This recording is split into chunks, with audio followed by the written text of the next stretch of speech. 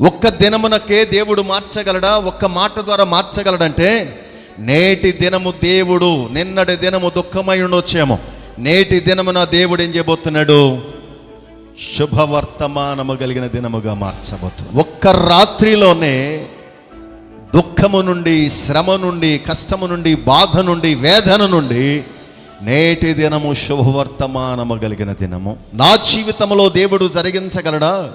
ఇంతకాలము ముట్టడి వేయబడిన పరిస్థితులు, ఇంతకాలము నా ఇంట్లో దుఃఖం ఉన్నటువంటి పరిస్థితులు, ఇంతకాలము నా ఇంట్లో శ్రమ కలిగినటువంటి పరిస్థితులు దేవుడు మార్చగలడా?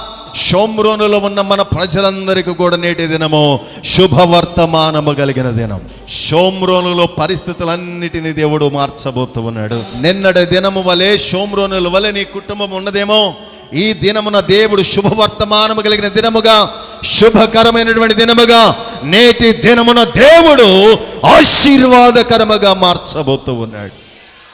ఇది దేవుని యొక్క మాట అయినట్లుగా చూడగలుగుతున్నాం.